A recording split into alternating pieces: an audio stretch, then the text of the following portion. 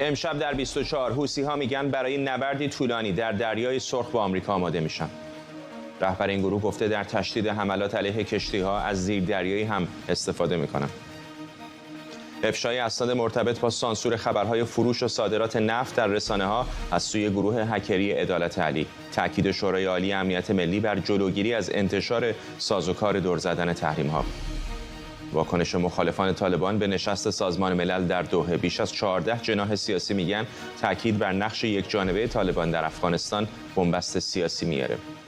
و افشای اسناد داخلی یک شرکت هکری مورد حمایت دولت چین. پکن صدها شرکت خصوصی رو برای عملیات سایبری علیه دولت‌های خارجی و کنترل جوامع داخلی به خدمت گرفته. از واشنگتن دی سی این 24 است با فرداد فرحزاد. بینندگان ایران اینترنشنال در ایران و سراسر جهان سلام و وقت بخیر. بلومبرگ میگه حوثی‌های تحت حمایت ایران برای جنگی طولانی در دریای سرخ با آمریکا آماده میشن. این گزارش میگه حوثی‌ها در حال افزایش قدرت نظامی و دفاعی از داخل مخفیگاه‌های کوهستانی اند. بلومبرگ به نقل از منابع گفته حوثی‌ها در حال حفر تونل‌ها و پناهگاه‌های بیشتری در این مخفیگاه‌ها صرف نظر از نتیجه جنگ اسرائیل و حماس اند. این منابع گفتن هدف حوثی‌ها از این اقدامات پرتاب موشک‌های موثرتر و آزمایش زیردریایی برای حمله به کشتی‌های تجاری. منابع بلومبرگ گفتند که پناهگاه‌ها و تونل‌های بیشتری در کوه‌های استان حجه در شمال غربی صنعا در مرز عربستان سعودی و مشرف به دریای سرخ حفر شده. گزارش‌ها میگن از این پناهگاه‌ها برای پنهان کردن ذخایر موشکی استفاده میشه. رهبر حوثی‌ها با تایید استفاده از زیردریایی‌ها گفته این حملات در همبستگی با فلسطینی‌ها انجام میشه. در جبهه یمن همانطور که هفته گذشته اشاره کردیم عملیاتمان را تشدید کردیم چون دشمن به تشدید بیشتر جنگ در نوار غزه و نسل کشی فلسطینی ها ادامه می دهد. بنابراین عملیاتمان را تشدید می کنیم. این عملیات با هدف حمایت از غزه و همبستگی با مردم مظلوم فلسطین و همچنین هدف قرار دادن اهداف اسرائیلی در سرزمین های اشغالی در مجموع به 138 راکت رسیده. مسیر پشتیبانی از غزه و عملیات در دریای سرخ، دریای عرب، خلیج عدن و تنگه باب المندب هم ادامه دارد. در این عملیات ما همچنین شدت و نوع حملات را تشدید می‌کنیم. این شامل فعال کردن موشک‌ها، هواپیماهای بدون سرنشین، قایق‌های نظامی و معرفی زیردریایی‌هایی است که برای دشمن نگران کننده است. تعداد کشتی‌های هدف قرار گرفته در دریای سرخ و دریای عرب به 48 کشتی رسیده است. نیروهای اسرائیلی نتوانستند مانع چند عملیات و اصابت موشک‌ها به اهداف مورد نظر بشوند با وجود اینکه توانایی پیشرفته‌ای برای جلوگیری از ورود موشک‌ها یا رهگیریشان دارند. موشک‌های موجود به درجه ارتقا پیدا کرده‌اند که حتی آمریکایی‌ها هم قادر به رهگیری و منهدم کردنشان نیستند.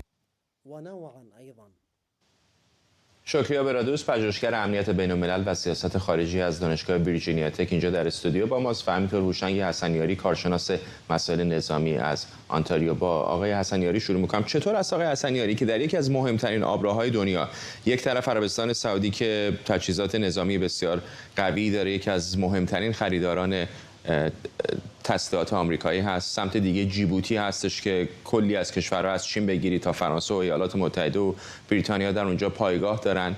این همه ائتلاف بین‌المللی در منطقه هست، همه اسیر ماندن در مقابل یک گروه که عملاً هم دولت رسمی در دست نداره مثل حوثی‌ها. درود بر شما خانم برادوس و ملت شجاع ایران. در پاسخ به سوال خوب شما بایستی اشاره کرد که مجموعه کشورهایی رو که شما به اونها اشاره کردین و ائتلاف یا ائتلاف‌هایی که وجود داره، هیچ یک از اینها قادر نیستند که کاری رو که بایسته است انجام بدن. به این معنا که همه اینها اتفاق نظر دارن. همینطور شورای امنیت سازمان ملل و اخیراً دیدیم سازمان تجارت جهانی هم به اینها پیوسته، نگرانی خود رو از حرکات حوثی‌ها ابراز می‌کنند. به طور خیلی روشن از جمهوری اسلامی به عنوان تأمین کننده تسلیحات حوثی‌ها نام میبرند، ولی هیچ اقدام جدی در مورد حوثی‌ها و همینطور در مورد سپاه پاسداران جمهوری اسلامی انجام ندادند. اگر که به روند حدود 3 ماه گذشته‌ای که حوثی‌ها شروع به حمله به این کشتی‌های تجاری کردن نگاه بکنیم، می‌بینیم که به تدریج حوثی‌ها اعتماد به نفس بیشتری پیدا کردن، تسلیحات بیشتری در اختیار دارند و تعداد موشک‌ها و پهپادهایی رو که استفاده می‌کنن بیشتر شده. معناش این هست که در طرف مقابل آمریکایی‌ها و همینطور بریتانیایی‌ها به خصوص این دو کشور هستند که مستقیما به حوثی‌ها یا پاسخ می‌دهند، دقیقاً پاسخ می‌دهند به موشک‌ها و پهپادهایی که حوثی‌ها پرتاب می‌کنند. یعنی اینکه اینها منتظر می‌مانند تا اینکه حوثی‌ها عملیاتی رو انجام بدن و در مقابل عملیات خود رو.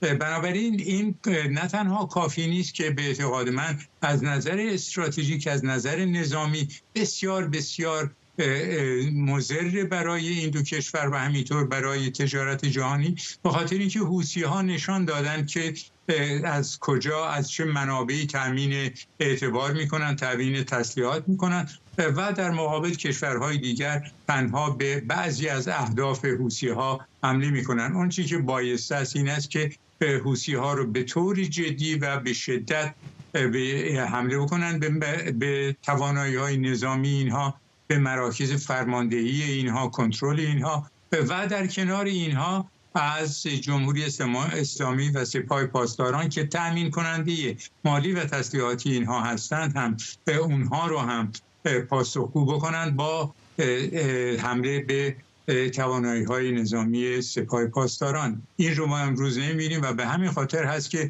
می‌بینیم حوثی‌ها امروز از استفاده از زیردریایی صحبت می‌کنند. خانم برادوس، ایالات متحده آمریکا الان مدتی شروع کرده حملات مستقیم به حوثی‌ها در داخل یمن. چرا جواب نداده؟ چرا علیرغم همه این حملات اونها همچنان در وسط دریای سرخ اینقدر فعالن؟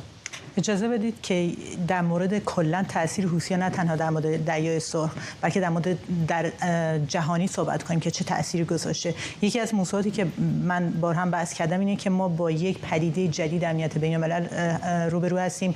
گروه‌های شبه نظامی، گروه‌های نان استیت اکتر که یک توانایی دارن و دسترسی دارن به تکنولوژی مخرب، بهش میگن تکنولوژی مخرب، و میتونن استفاده کنن و قسمتی از اقتصاد جهان رو به گروگان بگیرن. این یکی از قسمت‌های جدید امنیت و قسمت دومش برمیگرده به همین ائتلافی که تشکیل شده، ائتلافی که آمریکا و بریتانیا تشکیل دادن و حمله میکنن در خاک یمن حوثی‌ها رو میزنن، و ائتلاف اروپایی‌ها، ائتلافی که میگه برای 1 ساله فرماندهیش در یونان و اسم ائتلافش سپره و میدونیم که آفیسری که رهبریت این ائتلاف رو داره هم ایتالیاییه، ولی گفتن که ما برای فقط حفاظت از کشتی‌های مدنی و درگیر نظامی صورت نمیگیره و به هیچ عنوان وارد خاک یمن نمیشیم. اینجا چی رو میخوام بگم ببینید در نظر سطح جهانی هم چیزی که روسیه میخواسته تقریبا به هدفش نزدیک شده، جدا کردن اروپا و آمریکا، یعنی اختلافاتی که بین جامعه غرب وجود داره، اختلافاتی که در مورد چطور میتونن از اقتصاد جهانی و از این آبراهای جهانی حمایت کنن، اینجا هم یک اختلافاتی به وجود میاد و تاثیر سوم جهانی هم برمیگرده دوباره به روسیه که چیزی گزارش شده که الان داریم اینه که روسیه داره حمایت میکنه و حمایتش بیشتر میشه از این گروه. درسته خب حوثی‌ها یک کشتی روسی رو به اشتباهی زدن، ولی چیزی که گفتن و اعلام کردن که سعی میکنن حفاظت کنن از کشتی‌های روسیه و چین، و اینجا نشون میده وقتی که شما زوم اوت داری جهانی رو نگاه میکنید میبینیم که یک گروه نان استیت اکتر تونسته چنین قدرت نمایی بکنه و چنین تاثیرات مخرب جهانی رو ایجاد کنه. و چیزی که هم الان داریم، چون که میدونیم خب روز اولم چنین پیش بینی میشد و کردیم که مبارزه با چنین نان استیت اکتری انقدر آسون نیست که شما وارد جنگ بشید و بهش حمله کنید و تمام کنید قدرت این گروه رو، مخصوصا اینکه شما در مورد راپورتون که بلومبرگ در مورد این صحبت میکنه که تونل درست میکنن، دارن تونل هایی رو درست میکنن. به نظر من این تونل درست کردن و این تاکتیک نظامی که دارن پیاده میکنن نشون از این داره که جمهوری اسلامی تا چه حدی در مورد اینا سرمایه‌گذاری کرده و جمهوری اسلامی تنها نیست در این حمایت. روسیه هم سرمایه‌گذاری کرده و این ائتلاف یا این ائتلافی که بگیم بین روسیه و حوثی‌ها و ایران هست، به نظر من در آخر این جنگ یا در آخر هر تغییراتی در دریای سرخ به نفع ایران نخواهد بود. از یک طرف در همین باره دوباره ازتون بپرسم، همین چند روز پیش برنامه 60 دقیقه CBS مصاحبه کرد با یکی از فرماندهان آمریکایی در منطقه و میگفتش که چقدر الان نیروهای سپاه پاسداران حضور فیزیکی دارن در یمن و اون میگفتش که حضور دارن اونجا در کنار حوثی‌ها. و بعد خبرنگار CBS میپرسید که ما چی کار باید بکنیم، اون موقع فرمانده میگفتش که این یک موضوع سیاسی است که دولت مردان باید تصمیم بگیرن. چقدر فکر میکنید که این بازی موش و گربه‌ای که با حوثی‌ها داره صورت میگیره بخشش به خاطر اینه که اقدامات آمریکا جدی هست ولی اونقدر جدی نیست که اونها رو متوقف کنه؟ در همین برنامه‌ای که در موردش صحبت می‌کنیم من نگاه کردم، همین فرمانده اگه اشتباه نکنم کوپر بود، در مورد این صحبت می‌کرد که اولین بار در تاریخ دنیا بالستیک میسایل، یعنی موشک بالستیک داره استفاده میشه علیه کشتی‌ها. این خودش همون اضافه به اون نکاتی که گفتم در مورد سطح جهانی تغییرات به وجود آورده میتونیم اینم اضافه کنیم. ولی در مورد اینکه واقعا اکت سیاسیه یا اینکه تصمیم سیاسیه، به نظر من آپشن ها و گزینه‌هایی که داره بایدن محدوده. وقتی که در مورد نان استیت اکتور صحبت می‌کنیم، مثلا شما دارید مثلا در مورد این صحبت می‌کنید آیا ناتو میتونه وارد چنین جنگی بشه؟ آیا چنین چیزی وجود داره؟ که جوابش خیره، نمیتونه وارد بشه،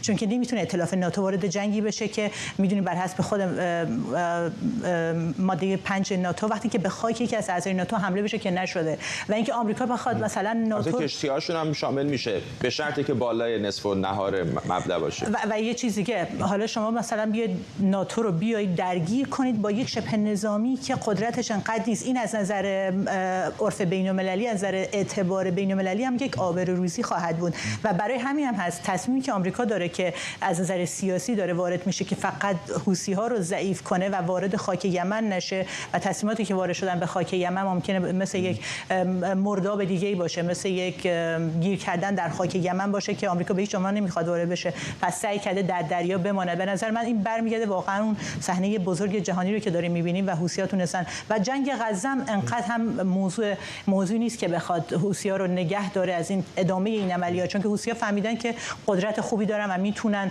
در آینده برای هر یک از تصمیمات یا قدرتی که بخوام به دست بیارن این کارت رو میز بذارن. آقای حسنیاری، در مورد این توانایی زیردریایی حوثی‌ها میخوام ازتون بپرسم که الان در موردش دارن صحبت میکنن، چقدر واقعا چنین توانایی به نظرتون دارن؟ چقدر مبالغه است؟ ببینید، اگر برگردیم به چند سال گذشته، زمانی که حوثی‌ها جنگ یمن رو شروع کردن، جنگ داخلی یمن رو شروع کردن، می‌بینیم که حوثی‌ها از قدرت نظامی خوبی برخوردار نیستند. تسلیحاتی که در اختیار داشتن بسیار بسیار ابتدایی بوده، ولی چیزی که مهم بود اون مشکلات داخلی یمن باعث شده بود که اینها به قدرت بیشتری بگیرن و به ناکارآمدی نیروی هوایی عربستان سعودی باعث شد که حوثی‌ها به یک قدرت بدون پایه و اساسی دست پیدا بکنن، یعنی چهره‌ای از خود نشان بدهن که یک قدرت هستند. امروز به تدریج می‌بینیم با ورود جمهوری اسلامی به خاک یمن، به دادن تسلیحات و امکانات مالی به حوثی‌ها، توانسته توان تسلیحاتی حوثی‌ها رو بسیار بالاتر ببره. ولی از نظر توان نظامی حوثی‌ها امروز در شرایطی نیستند که بتوانند با قدرت‌های مهم و یا حتی قدرت‌های میانی جهان از نظر نظامی درگیری پیدا بکنند. ولی خب جمهوری اسلامی به اونها تسلیحاتی داده میده. در مورد زیر دریایی هم بایستی اشاره کرد که به احتمالاً این زیر دریایی ها از نوع همون استوانه‌های آهنی فلزی بودی که جمهوری اسلامی چند سال پیش از اونها رونمایی کرده که به هیچ وجه زیر دریایی به حساب نمیان به معنای نظامی، ولی خب از اونجایی که زیر آب شناور هستن و عملیاتی رو میتونن انجام بدهن، از اونها به عنوان زیردریایی استفاده میشه. بنابراین به نظر من از نظر صرفاً نظامی، تسلیحات نظامی حوثی‌ها به هیچ وجه توانایی‌های بایسته رو ندارن و به همین خاطر است که از نظر من نوعی فوریت وجود داره برای اینکه آمریکایی‌ها و دیگران بدون اینکه وارد خاک یمن بشن، نیازی به این کار نیست، بدون اینکه وارد خاک یمن بشن توانایی‌های نظامی حوثی‌ها رو از بین ببرن، پیش از اون چیزی که حوثی‌ها موفق بشن اون تونل‌هایی رو که شما اشاره کردین در کوه ایجاد بکنن، مشکلاتی رو که به احتمال بسیار بسیار قوی در آینده نه چندان دور برای عربستان سعودی به وجود بیارن، در نتیجه مسئله نفت مطرح خواهد شد و مسائل دیگری رو که این زنجیره‌ای رو که جمهوری اسلامی در ایجاد اون سهم اولیه رو داره و پیوستن این مهره‌های زنجیره، حلقه‌های زنجیره به هم دیگر. بنابراین تأکید من بر دو چیز هست. یکی این که توانایی‌های نیاز هست که آمریکایی‌ها هر گونه مسائل و رودربایستی‌های سیاسی رو کنار بگذارن اگر که واقعا میخواهند در سطح جهان،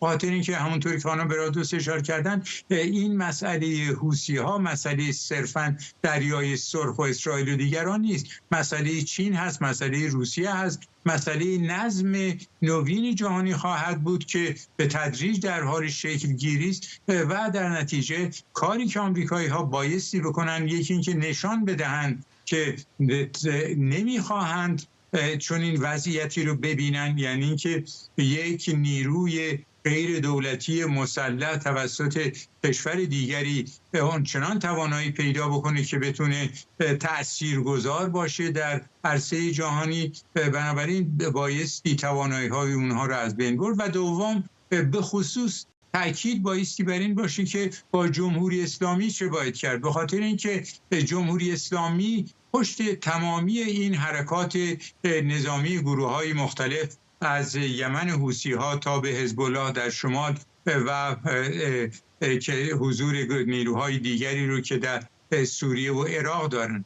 بنابراین سپاه و جمهوری اسلامی، رهبریت جمهوری اسلامی بایستی به این نتیجه کاملا روشن برسه که نبایستی به این سیاست مخرب خود ادامه بده. در گذشته زمانی که قاسم سلیمانی هنوز زنده بود، جمهوری اسلامی میگفت که قاسم سلیمانی قادر هست که ظرف نیم ساعت به جنگ یمن پایان بده. این پیش از جریان غزه و حوثی‌ها، جنگ حوثی‌ها امروز با کشتی‌ها بوده. بنابراین جمهوری اسلامی کلید بسیاری از این جنگ‌ها رو، معماها رو در دست داره رهبر جمهوری اسلامی و همونطوری که دوباره تاکید کرده اخیراً این وضعیت ادامه پیدا خواهد کرد. به همین دلیل هست که به نظر من نه تنها حوثی‌ها به رهبری عبدالملک به این نتیجه رسیدن که میتوان این چنین نظمی رو در حداقل منطقه خاورمیانه به وجود آورد به سود جمهوری اسلامی، بلکه جمهوری اسلامی هم بیش از پیش خود رو در وضعیت بایسته میبینه، وضعیتی میبینه که میتونه تأثیر جدی بر بسیاری از مسائل منطقه بگذاره. بنابراین تا زمانی که جمهوری اسلامی، سپاه پاسداران از نظر نظامی اونقدر ضعیف نشدند که قادر نباشند تامین کننده تسلیحات این گروه ها باشند و از نظر اقتصادی هم مسئله نفت و تحریم هایی روی که دولت بایدن بسیار در مورد اونها شل عمل میکنه، تا زمانی که چون این سیاستی وجود داشته باشه در آمریکا، بریتانیا، غرب به طور کلی، روسیه، چین، حوثی‌ها، حزب الله، هشت شعبی و بخصوص جمهوری اسلامی از این وضعیت بهره برداری میکنن و این دقیقاً چیزی است که خلاف یا اینکه بر ضد منافع بین المللی و ایجاد اختلال در تجارت جهانی و روابط عادی بین دولت هاست. ممنونم از شما. هوشنگ حسنیاری، کارشناس مسائل نظامی و شکریا برادوس، کارشناس مسائل امنیت بین الملل و سیاست خارجی از دانشگاه ویرجینیا تک. فقط اصلاح بکنم که گفتم نصف النهار مبدا منظورم بالای مدار رأس و سرطان بود، نیم کره شمالی بود. ممنونم از هر دوی شما. سناتور ایالت آلاسکا دن سالیوان در سخنرانی سالانش از دولت بایدن خواسته با جمهوری اسلامی تهاجمی‌تر رفتار کنه. سالیوان گفته اگر ایران به حمایت از حوثی‌ها که به کشتی‌های بین‌المللی حمله کردن ادامه بده، آمریکا هم باید کشتی‌های نظامی ایران رو غرق کنه. آقای سالیوان گفته آمریکا میتونه نیروی دریایی ایران رو در 2 ساعت نابود کنه. در همین حال رئیس مرکز تعامل جهانی وزارت خارجه آمریکا گفته جمهوری اسلامی به رهبران القاعده پناه داده و از این گروه در منطقه حمایت میکنه. جیمز رابین گفته هدف از این همکاری جدید جمهوری اسلامی با القاعده ایجاد هرج و مرج در سطح بین‌المللیه.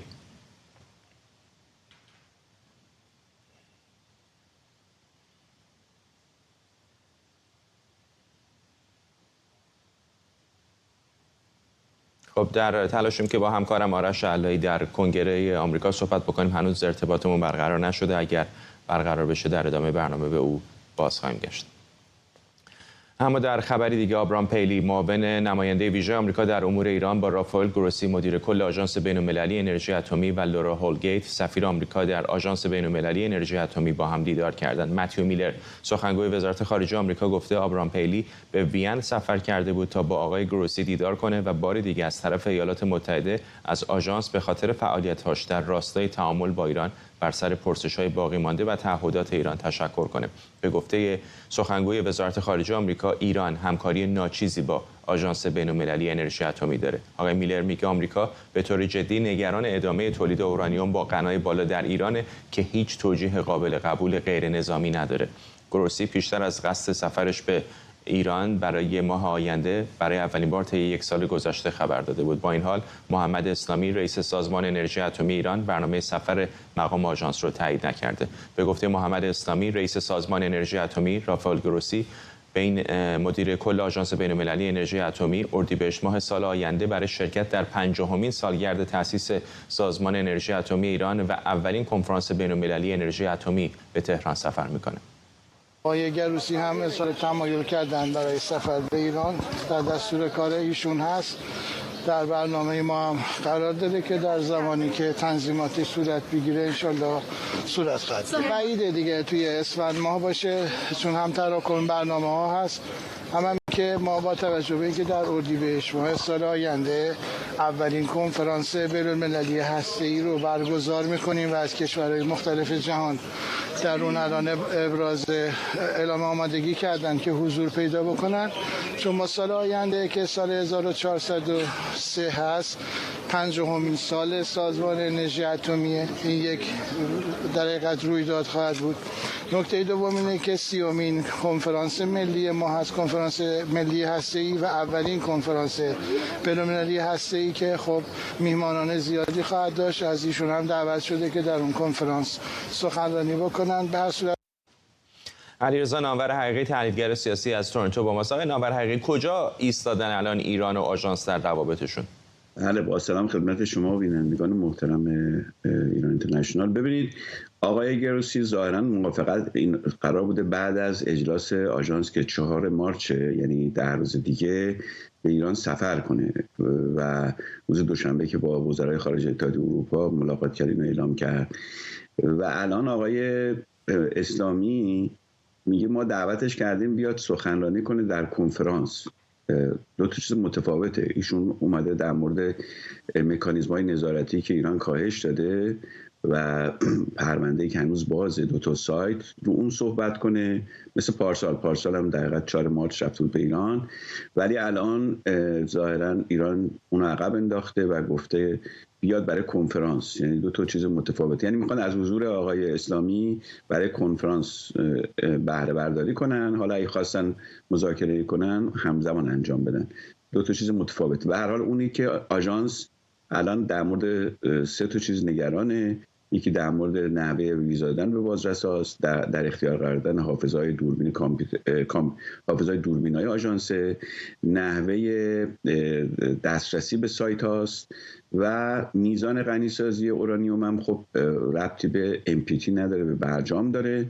اما در این حال معلومه که ایران تنها کشوری است که این سطح از اورانیوم داره و خب وقتی که این دسترسی ها کم بشه و اشکالات پیش بیاد، لحاظ آژانس یک علامتی است که ایران میتونه برنامه‌های مخفی دنبال کنه و چون تنها مرجع رسیدگی هم لحاظ مرجع رسیدگی حقوقی آژانس هست، خب آمریکا و اروپا فشار دارن که این کار انجام بگیره. هرچند که آمریکا و اروپا و اسرائیل اونا خودشون منابع اطلاعاتی خودشون هم فعاله برای که برنامه اتمی ایران رو رصد کنن.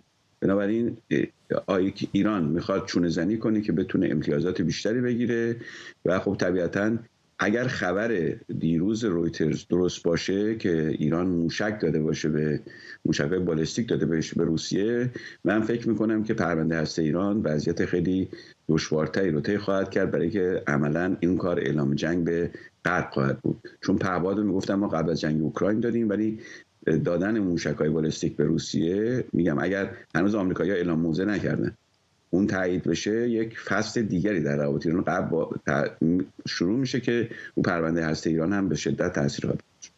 ممنونم از شما. علیرضا نامور حقیقی، تحلیلگر سیاسی از تورنتو کانادا با ما. خب برگردیم به خبر قبلی که ارتباطمون با آرش مختل شده بود. در پی اون همونطور که پیشتر بهتون گفتم، سناتور ایالت آلاسکا دن سالیوان در سخنرانی سالانش از دولت بایدن خواسته با جمهوری اسلامی تهاجمی تر رفتار کنه. همکارم آرش علایی از کنگره آمریکا با ماست. آرش، سناتور آلاسکا حرف از این میزنه که اگر آمریکا بخواد در 2 ساعت میتونه نیروی دریایی ایران رو غرق کنه و وارد جنگ شدن با نیروی دریایی هر کشوری یک جنگ مستقیم هست. حالا اینکه این صحبت‌های آقای دن سالیوان چقدر میشه اون رو جدی گرفت، همین بس که الان از دموکرات‌ها ما داریم صحبت‌های مشابهی میشنویم. مثلا سناتور فترمن قبلا به ایران اینترنشنال گفته بود اگر هوتی‌ها موشک میزنن و قایقاشون میرند و روی کشتی‌های دیگه و اونها رو تصرف میکنن، ایشون پرسیده بود چرا اصلا میذاره نیروی دریایی آمریکا این قایق‌ها برسن به ناوهای مختلف یا به نفتکش‌های مختلف و همونجا باید غرقشون کنه، یا هلیکوپترهاشون رو باید روی هوا بزنن. توانایی‌های نظامی آمریکا خب 100% خیلی بیشتر از هوتی‌ها هست، اما الان گزارش بلومبرگ میگوید که هوتی‌ها به نظر میآید دارن خودشون رو آماده میکنن برای یک جنگ طولانی مدت. دارن سعی میکنن موشکاشون رو ببرن توی غارها و تو کوهها پنهان کنن و سعی کنن که از یه سری از در واقع فناوری‌های استفاده کنن که زیر دریا استفاده میشه. اگر اسمش زیر دریایی هم نخواهیم بگذاریم. حملاتی که در طول چند روز اخیر وال استریت ژورنال گزارش داده بود به کشتی ایرانی بین‌المللی کماکان ادامه دارد و الان صحبت‌ها اینجا در کنگره آمریکا به نظر میاد دموکرات‌ها و جمهوری‌خواهان در مورد مسئله هوتی‌ها با هم همصدا هستند. دولت بایدن تصمیم گرفته است که فعلا این حملات رو محدود نگه دارد و واقعیت هم این است، کارشناسان میگویند اون منطقه‌ای که آمریکایی‌ها می‌خواهند امنیت کشتی ایرانی رو در اون برقرار کنن یک جایی است به اندازه ایالت کالیفرنیا با 5 تا 6 تا 10 تا حتی 20 تا ناو هم نمیشه تمام این منطقه رو پوشش داد و احتیاج به سخت افزارهای زیادی هست. غیر از اون امروز دیدیم آقای جیمز روبین هم که سخنگوی سابق بود در دولت دموکرات کلینتون، سخنگوی کاخ سفید بود و تا اونجا که من یادم هست زمانی همسر خانم کریستین امانپور خبرنگار معروف CNN بود. هر دو طرفداران این نوعی گفتمان و ارتباط با جمهوری اسلامی بودند و نزدیک کردن دوباره ایران به غرب. آقای جیمز روبین در سخنانی دیروز در واشنگتن دی سی گفته است که جمهوری اسلامی در حال گسترش نوعی ارتباط جدید با گروه تروریستی القاعده است و داستان این است که ما یادمون هست در دوره ترامپ مایک پامپئو وزیر امور خارجه هم صحبت میکرد در مورد ارتباطات جمهوری اسلامی با القاعده. چیز جدیدی هم نیست. اون موقع دموکرات‌ها خیلی جدی نمیگرفتن این صحبت‌ها رو. حتی بعضی‌ها مایک پامپئو رو متهم میکردن به اینکه اطلاعات غلط پخش میکند یا خیلی علاقه دارد به جنگ جمهوری اسلامی برود، بنابراین از یک سری اطلاعات رو میچرخوند. الان صحبت‌های آقای جیمز روبین که یک دموکرات میانه رو به حساب میآید دقیقاً تکرار صحبت‌های مایک پامپئو است که نشان میدهد که هنوز جمهوری اسلامی در حال گسترش شبکه تروریست میشه. ممنونم از تو آرش علایی، خبرنگار ما در کنگره آمریکا. نامه بسیار محرمانه‌ای که از سوی گروه هکری عدالت علی در اختیار ایران اینترنشنال قرار گرفته، حاکی از اراده شورای عالی امنیت ملی برای سانسور اخبار و گزارش‌های مرتبط با خرید و فروش نفت و انتشار اخبار مربوط به سازوکار دور زدن تحریم‌ها از سوی جمهوری اسلامی. در این نامه خیلی محرمانه، شورای عالی امنیت ملی از دادستان عمومی و انقلاب تهران خواهان بررسی مجوز یک وبسایت خبری به دلیل انتشار گزارشی در مورد نرخ فروش صادرات نفت شده. در بندهایی از این نامه به شرایط جنگ اقتصادی و شدت یافتن تحریم‌ها اشاره شده. در این نامه همینطور تاکید شده باید از برجسته‌سازی محدودیت‌های ناشی از تحریم‌ها در تامین نیازهای کشور خودداری بشه. در متن نامه از دادستان وقت استان تهران خواسته شده از انتشار هر گونه اطلاعات در مورد نحوه فروش نفت، کشورهای خریدار و سازوکارهای مرتبط با دور زدن تحریم‌ها در رسانه‌ها، تریبون‌های عمومی و حتی از سوی نمایندگان مجلس جلوگیری بشه. مهدی مهدوی آزاد روزنامه‌نگار و تحلیلگر سیاسی از بن آلمان با ماست. آقای مهدوی آزاد، از منظر آزادی بیان رسانه‌ای خب میشه تقویتش کرد، ولی از منظر عملگرایانه میشه فهمید که چرا نمیخوان چنین جزئیاتی منتشر بشه؟ نه راستش بخواید اینا میشه فهمید. یعنی شما مجموعه شرایط رو نگاه میکنید، از دستگاه قضایی نباید همچین انتظاری داشته باشید. ببینید در مورد به همین روزنامه‌نگاران بذار خود بدبختمو بگم، من علاوه بر پرونده دیگه اینجا الان پیدا کردم یه پرونده فوق محرمانه درست کردم. موقع شکایت میشه پرونده نباید فوق محرمانه باشه، با احکام عجیب غریب که من بعد 3 ماه روز 400 برم توی بیابان خالی از سکنه اونجا بیابان زدایی کنم، بعد 20 صفحه باید تحقیق بکنم نشون بدم پهلوی فاسد بوده، جمهوری اسلامی خوبه و برم آشغال جمع بکنم زیر نظر حراست وزارت جهاد کشاورزی در منطقه خالی از سکنه وسط کبیر لوت آشغال احتمالاً هست. اینا نباید محرمانه باشه. گزارش‌های مربوط به امنیت ملی هم حسب قوانین جمهوری اسلامی ایران نباید محرمانه باشه. تصمیمات اینچنینی هم نباید محرمانه باشه. شما مجموعه شرایط رو نگاه می‌کنید می‌بینید دلیل محرمانه اعلام کردن این آمار در واقع نه منافع ملی است به اون صورت نه چیز دیگه. یه چیزی که اسمش گذاشتن شؤونات نظام جمهوری اسلامی خواسته به اراده جمهوری اسلامی. فقط آخه یک دونه که شما میگید که نیستش که. شما الان می‌بینید سازمان اطلاعات سپاه رو این احکام می‌بینید علیه ده‌ها مقام دولتی شکایت کرده. شهریور 99 رفته علیه تمام متولیان و مسئولین فیلترینگ ایران شکایت کرده که در بازی انتخابات 98 خوب فیلتر نکردن و نذاشتن، یعنی نذاشتن خواسته نظام اجرا بشه. از علیه شهین دخت مولاوردی مسئول در دولت روحانی شکایت کرده که چرا اطلاعات محرمانه رو فاش کرده. چی رو فاش کرده؟ اینکه در یک روستا زنان همه مردانشون اعدام شدن. میدونید مجموعه شما نگاه میکنید میبینید دلیل این محرمانه اعلام کردن میگم نه منافع ملی است، نه حتی اصولی که ساختار استبدادی در نظر میگیرن، بلکه دلیل محرمانه اعلام کردن یه بخشی که خودشون میدونن چی کار دارن میکنن، میخوان بازتاب نداشته باشه، و یه بخش دیگریش در واقع حفظ امنیت خاطر برای علی خامنه‌ای و امپراتوری اقتصادی اوست که پیش یکی از بزرگترین به گفته نایب رئیس مجلس 60% اقتصاد ایران رو داره. از این منظر این رو پرسیدم که بالاخره نمیخوان راهکارهایی که استفاده میکنن برای فروش نفتشون به احتمالاً چینی ها و راههایی که استفاده میکنن برای دور زدن تحریم ها خیلی عیان بشه تا بشه جلوشون رو بعد غربی ها بگیرن. باز بیشتر توضیح ببینید در پرونده اتمی ایران آقای روحانی در خاطراتش توضیح میده، میگه دلیل اینکه پرونده رو دادن به شورای امنیت ملی این است که بازرسان آژانس اومدن گفتن به ما پرونده پلوتونیوم آزمایش پلوتونیوم بدید. ما گفتیم ما همچین کاری نکردیم.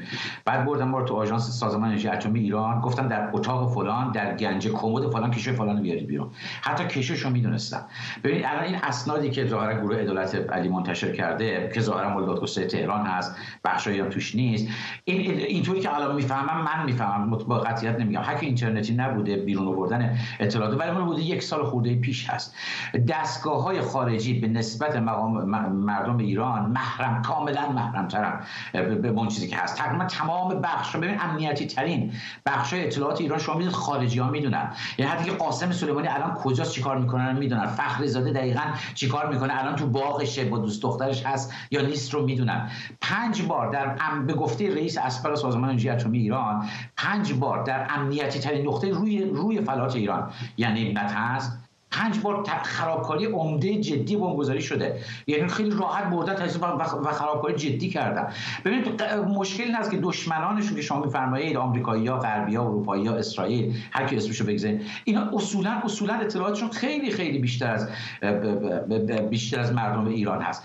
آن چیزی که پنهان میشه اصولاً از مردم ایران پنهان میشه به اسم در واقع دشمنان، و بعد هم پنهان نگه داشتن اطلاعات از دشمنان یه اسم شده برای اینکه نه تنها قوانین خودشون رو در مورد آزادی گردش اطلاعات اجرا نکنن، بلکه همه چیز کشور رو ببندن، کشور رو تبدیل کنن به یک ساختار فرقه‌ای. اگر چنین روی کردی نبود اصلا مسئله به تحریم نمیکشید که حالا بخوان در تحریم دور بزنن و حالا میخوان نفهمن که کشتی‌ها مثلا دارن چیکار میکنن یا چه شرکتی داره چیکار میکنه. برای من دوباره تکرار میکنم اون چیزی که من میفهمم ما در مجموعه اسناد میبینیم، اون چیزی که الان از عملکرد کشور خارجی میبینیم، از اسرائیل میبینیم، از جاهای دیگه میبینیم، میبینیم راستش بخواید خیلی هاشون از مقامات جمهوری اسلامی بیشتر مطلع هستن که دقیقاً چی در جمهوری اسلامی هست و چی کار داره میکنه.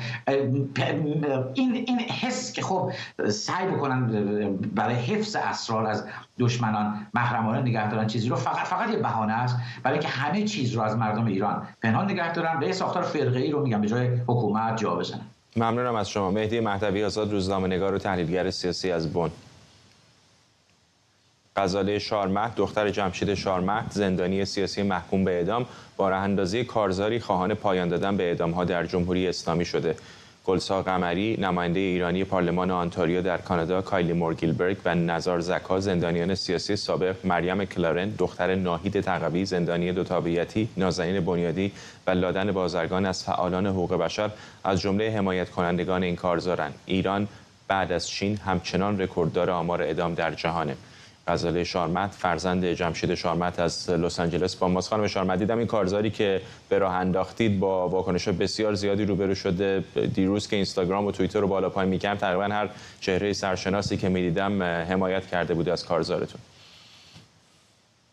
بله خیلی اولا میخوام تشکر بکنم از همه اونایی که توی این روز منو تنها نذاشتن. دیروز سالگرد حکم اعدامی که به پدر من دادم، ولی پدر من یکی از هزاران نفر هستش که در بند هستن و در خطر اعدام هستن و مرسی از تک تک شما در تمام دنیا که با من وایسادین و همین دقیقاً این چیز بودش که اگه من میخواستم فراخوانی برای خودم بدم تا حدودی میتونستم بدم، ولی درخواستی که از تمام اکتیویست‌های دنیا داشتم که خودتون روی اینستاگرام و توییتر خودتون فراخوان به فالوورای خودتون بدین و آدمای همونجوری که گفتی یعنی هیچ کسی نبودش که واقعا نبگه و باعث شدش که این هشتگ ترند بشه، باعث شدش که هزاران پست درباره این هشتگ کات the rope باشه و ما دوباره اتنشن رو برگردونیم به مردمی که الان در خطر اعدام هستن. چون به پدرتون اشاره کردید و سالگرد حکم اعدامش، میخوام در مورد وضعیت او بپرسم. آخرین تماسی که داشتید با او کی بوده؟ الان چطور وضعیتش؟ من خیلی وقتی که نتونستم با پدرم تماس بگیرم.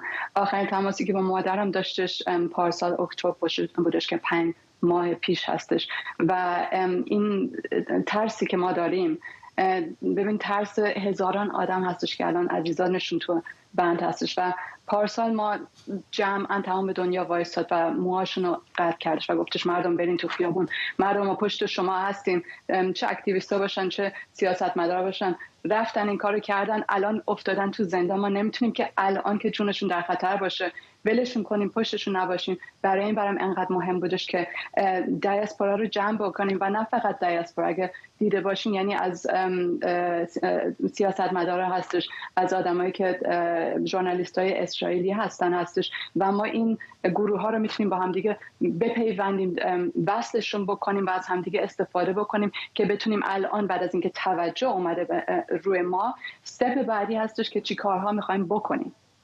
ممنونم از شما. غزاله شارمهد، فرزند جمشید شارمهد از لس آنجلس با ما.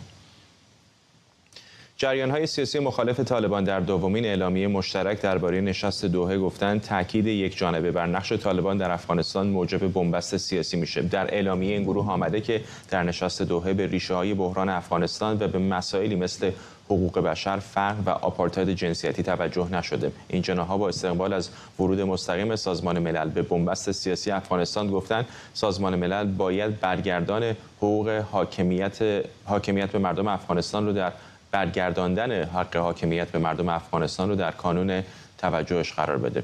بیش از 14 جناح سیاسی از جمله جبهه آزادی، جبهه مقاومت ملی، تعدادی از تشکل‌های زنان معترض و شورای عالی مقاومت این اعلامیه رو امضا کردند. همکارم خادم کریمی اینجا در استودیو با ماست. از اعلامیه مخالفان طالبان به نظر میاد که همین چند گروهی که شرکت کردن رضایت اونها رو جلب نکرده. همینطوره. و دو چیزی که خیلی مهم، دو نکته برجسته که اینا اشاره کردن. اول اینکه گفتن سازمان ملل به اندازه کافی روی بعد حقوق بشری بنبست فعلی در افغانستان به اندازه کافی تمرکز نکرده، چی در مأموریتی که برای شورای امنیت برای جلسه تعیین کرد و چی در جریان جلسه. ولی به نظر میرسه که یک نوع حالا رقابت پنهان هم بین کسایی که شرکت کردن و کسایی که از اونا دعوت نشد وجود داره. به خاطری که تا جایی که من تعقیب کردم و البته حداقل 2 تن از کسایی که به نمایندگی از جامعه مدنی افغانستان در نشست شرکت کردن، اینا سخنرانی‌های خود را عمومی کردن و هر کدام از اینا به صراحت به ابعاد مختلف فاجعه بشری که در افغانستان در حال رخ دادن است اشاره کردن، از آپارتاید جنسیتی گرفته تا کوچ اجباری تا قتل‌های هدفمند، به حاشیه راندن اقلیت‌های قومی و مذهبی و مانند اینها. به تمام اینا اشاره کرده، اما بنمایه اعلامیه این 14 گروه سیاسی به نظر میرسه که یک جای دیگه باشه که باشه. چرا این 14 گروه رو دعوت نکردن در این نشست؟ میشه گفت از 3 جهت میشه به این پرداخت. اول جامعه جهانی است و مشخصا ایالات متحده، به خاطری که پیام جامعه جهانی به اینا بسیار واضحه. 20 سال 10 میلیارد دلار در افغانستان صرف شد، 10,000 نیروی خارجی آمد که بالاخره یک دولت تشکیل شود در افغانستان. پروژه های عظیم زیربنایی وارد افغانستان شد، یک حمایت تقریبا کم نظیر در تاریخ معاصر برای تشکیل یک دولت در یک کشور مربوط به جهان سوم این اعتراف شکل گرفت. 20 سال در افغانستان سرمایه گذاری شد، اما نتیجهش یک دولتی بود که روز به روز رو به فرسایش بود و ستونهای این دولت را اینمی آدم ها تشکیل داده بودن. وقتی دربون کسایی که فعلا در یک از اعضای 14 گروه هستند در بون هم شرکت کرده بودن، وقتی از فرصت بون استفاده نتونستن، از جای مثل نشست دوحه قطعا استفاده نمیتونن.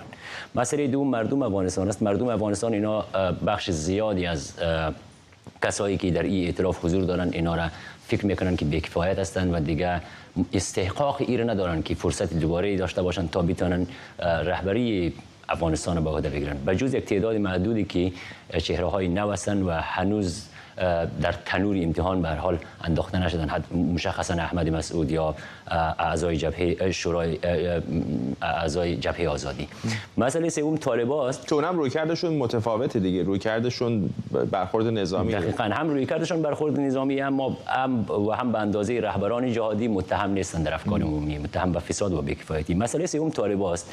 طالبان احتمالاً زیر فشار بیتونن حضور اعضای جامعه مدنی افغانستان را در نشست‌های بعدی بپذیرن، اما رهبران جهادی رو نمیپذیرن. چرا؟ به خاطری که طالبان میفهمن که رقیب میدانی اصلی اینها رهبران جهادی و گروه‌های جهادی هستند، به خاطری که به هر حال افغانستان یک جامعه سنتی، سازگارهای سیاسیش هم سازگارهای سنتی است و گروه‌هایی میتونه عملاً اعمال فشار کنه یا در آینده تهدیدی ایجاد کنه یا رقابت ایجاد کنه که تشکیلات سازمانی در درون مردم داره.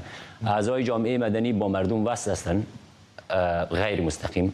کسایی که شرکت کردن یعنی مطالبات مردم رو مطرح کردن، از یک افغانستان نو گپ زدن، اما به هر حال در جامعه سنتی افغانستان او عقبه اجتماعی را که گروه‌های جهادی دارن اینا ندارن. به او خاطر طالبان به شدت مخالف حضور اونها هستند.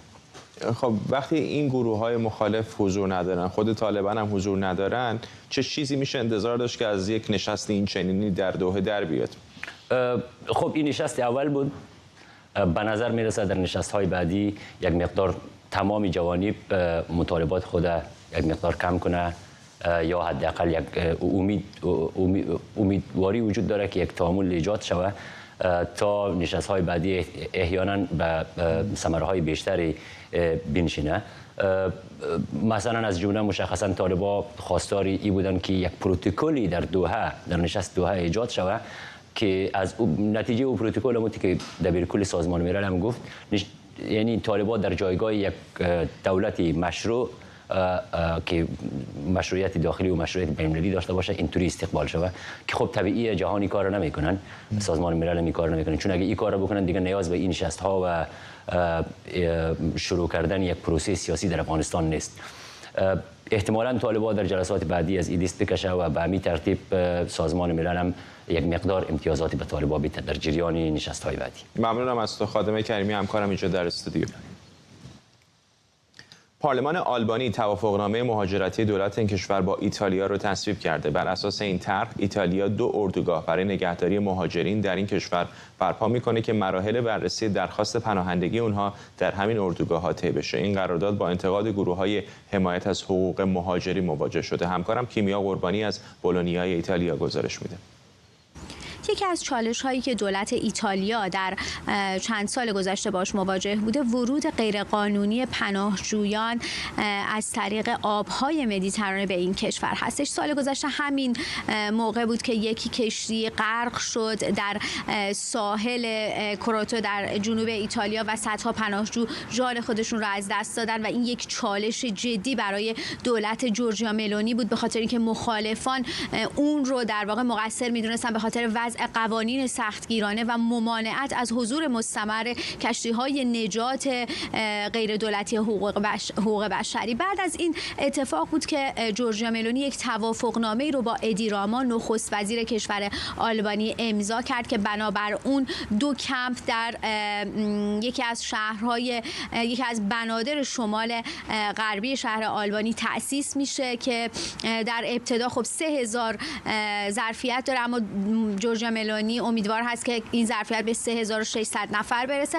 و طبق این توافقنامه پناهجویانی که در آب توسط پلیس ایتالیا نجات داده میشن دستگیر و منتقل میشن به این کمپ ها. توافقنامه‌ای که بسیاری از سازمان‌های حقوق بشری و مدافعین حقوق بشر با اون مخالف بودن و در نهایت 30 قانونگذار آلبانیایی این توافقنامه رو به دادگاه ارجاع دادن برای اینکه تصویب نشه، اما در دادگاهی هم که در آلبانی برگزار شد این طرح تصویب شد و در واقع قاضی اعلام کرد که طرح کاملا قانونی هست و امروز هم این طرح در نهایت به پارلمان آلبانی رسید و توسط 70 قانونگذار تصویب شد. همکاری و توافقنامه‌ای که بین در واقع حزب سوسیالیست چپ آلبانی ادی راما با حزب راست افراطی جورجیا ملونی داره انجام میشه نگرانی‌های بسیاری رو داشته و سازمان عفو بین‌الملل این رو غیر قانونی و غیر قابل اجرا میدونه و در واقع مدافعین حقوق بشر بر این باور هستند که این طرح در چارچوب قوانین حقوق بشری و ارزش‌های اتحادیه اروپا قرار نداره. محافظه‌کاران در آلبانی هم این طرح رو در واقع تهدیدی برای امنیت ملی کشورشون میدونه، اما در نهایت رئیس جمهور کشور بالکان باید فرمان نهایی رو برای این طرح صادر بکنه.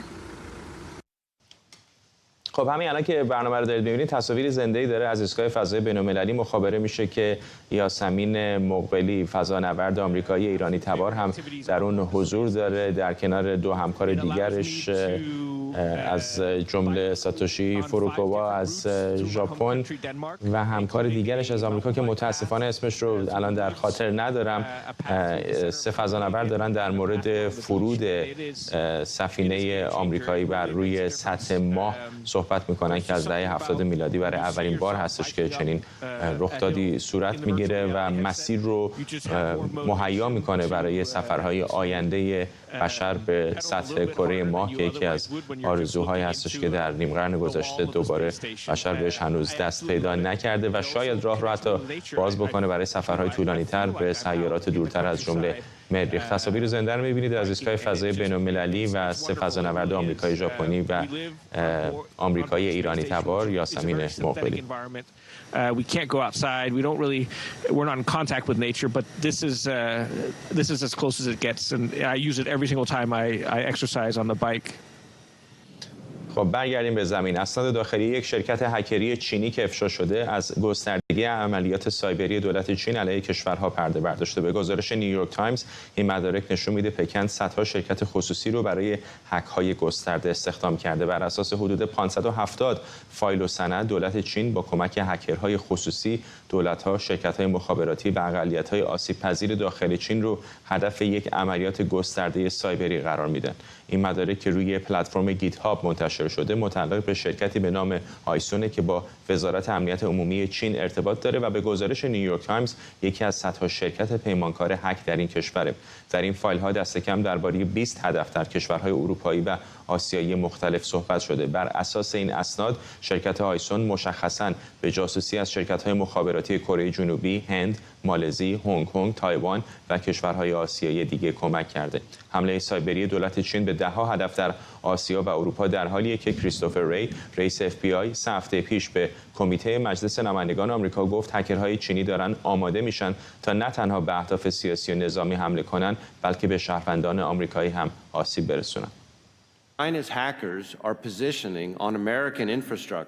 هکرهای چین به دنبال نفوذ به زیرساخت‌های آمریکا هستند تا در صورت تصمیم چین برای حمله بتونن باعث آسیب واقعی به شهروندان و جوامع آمریکایی شوند. آنها فقط روی اهداف سیاسی و نظامی متمرکز نیستند.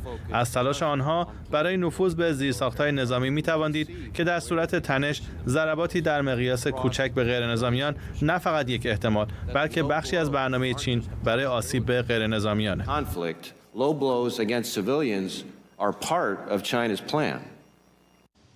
مهدی یحیی نژاد، کارشناس فناوری اینترنت، اینجا در استودیو با ما. آقای یحیی نژاد، چه می‌دونیم در مورد این اسنادی که منتشر شده؟ چه تصویری به ما میده در مورد عملیات دولت چین؟